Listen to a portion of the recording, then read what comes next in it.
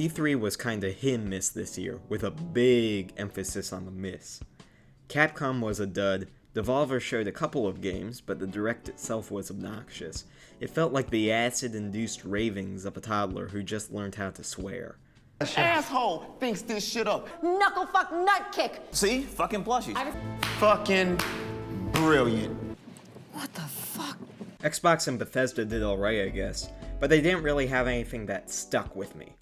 Square focused most of their time on Marvel and then showed a Final Fantasy Origins game that was like, I'm here to kill chaos. Looks like chaos. I want to kill chaos. Chaos. He's here. We're here to kill chaos. I become chaos. The conferences were so miserable that until Nintendo showed everyone how it's done, I was mostly impressed by Ubisoft. I think that's the only time in history that you will hear me say that. My highlights were definitely from Nintendo and all the indie conferences taking place before the official E3 started. But enough beating around the bush. What were the 10 most exciting games presented at E3? Let's see, you bumblebee. Number 10 would have to be Unbeatable. I suck at rhythm games, but I'm still hyped for Unbeatable. I played the Steam demo, and even though I was failing miserably, I was still having a blast. What the demo failed to capture was the fact that they will be having all these side things to do to distract me from the fact that I'm bad at rhythm games. It's simple but it's stylish, and it gives me similar vibes to the intro of Scott Pilgrim. And anything like Scott Pilgrim gets an A in my book. You know what really sucks though? What? Not number 9. As someone who played Wargroove but never got the chance to experience the original Advance Wars games, Advance Wars 1+2 Reboot Camp certainly caught my attention. Similar to Unbeatable, I like the style of this game. It looks like a little toy box, which I feel will subtly encourage different methods of playing. But more importantly, it's one of the elders of the tactics gaming world being reborn, and I can't wait to play this. Number 8 is Riders Republic. Riders Republic is the first Ubisoft game for a while where they seem to actually be trying something different and cool. While I'm trying to rein in my optimism, this game looks like a blast. You can race through the woods on a bike, you can do tricks on a snowboard, you can jetpack and zoom through the sky. It looks like a lot of fun. I also like the inclusion of an exploration mode, where you can just chill and find landmarks. It reminds me a lot of Island Flyover mode in Wii Sports Resort. What makes me a bit worried though is the star system that they're going to have in order to get the cool stuff. Normally I wouldn't pay much attention to that in the trailer, but knowing Ubisoft, it could very easily become a microtransaction heavy experience. But hey, you know what? I'll give it a fair chance. Number 7 is Eiyuden Chronicle 100 Heroes. Apparently it's related to something called Suikoden, which I know nothing about. However, what I do know is that this game looks awesome. This is what turn-based combat should look like, Pokemon. This is what 2D, 3D combo style of graphics should look like, Octopath Traveler. If they can manage to match how cool it looks with strong turn-based combat and a half-decent story, you'll have yourself here an instant classic. Coming in at number 6 is Metroid Dread Dead Redemption. Metroid has always been a bit iffy for me. It has a great foundation, but it has some irritating rough patches. With this in mind, I'm still excited for the game. I mean, come on, it's the first 2D Metroid game in around 2 decades. How can you not get excited? They seem to be embracing a bit of a horror aesthetic while keeping it true to the series, which I think is a great choice. Whether or not it will live up to the hype has yet to be seen, but I feel like it will definitely be a pretty fun game. Over E3, we have seen a lot of things return out of nowhere, like my favorite gaming company Verizon.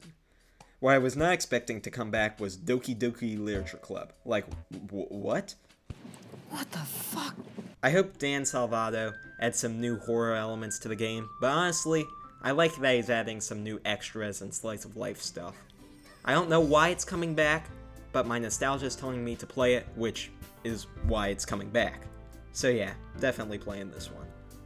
Number 4 might be my riskiest pick on this list, but I feel like Shadow Warrior 3 could be a lot of fun. It could very well end up being a bargain bin version of Doom, but I like all the goofy stuff they showed in the trailer, like how you can use the arena as a weapon, or a guy's eye as an ice grenade. If they go all in on this weirdo junk, I feel like it could be a lot of fun, and a very unique game. So, your move, Devolver. Number 3 is Dibble Donga Depabonga. The Danganronpa series is my jam, and I recommend that anyone who is an Ace Attorney fan go check it out immediately. It may be rough around the edges, but at the end of the day, it's super enjoyable. I'm really excited that they're making the board game from V3 its own standalone deal. However, I'm not buying all that peacefulness propaganda that they were spouting off. I'm still ready for another killing game. You can't trick me this time. Jokes aside, I can't wait to jump back into the franchise. However, if they do add a kill feature, I would like to kill off Hiyoko. That would make the franchise as a whole so much better. Thank you very much. Number 2 is Elden Ring. This is one of those games that I'm anxiously awaiting. It's a From Software game that is open world with a greater emphasis on freedom of gameplay. They showed this awesome looking trailer with all these different environments. It's getting very easy to become hyped for this game, but what is really going to matter is how effectively they stitch together this content. Will it be smooth like Breath of the Wild, or is the game going to be a game whose gameplay is dominated by a whole bunch of nothing? If anyone can get it done, it's From Software, so I think it's definitely worth a chance. Oh, why, look at the time. It's honorable mentions o'clock. WarioWare Get Together and Psychonauts 2 look very wacky and are very welcome additions to their respective franchises. Mario Party Superstars feels a bit like a cash grab, but it looks pretty fun. The Wandering Village and Demon Throttle aren't going to break any boundaries of gaming, but they look like they'll be a fun time. Halo Infinite isn't going to be revolutionary, but I like all the ways that they're incorporating the grapple hook into the gameplay. But what is number 1?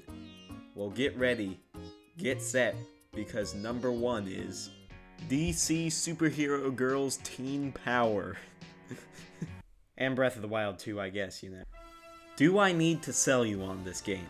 If you answered yes to that, then you might just want to give up gaming or having fun in general.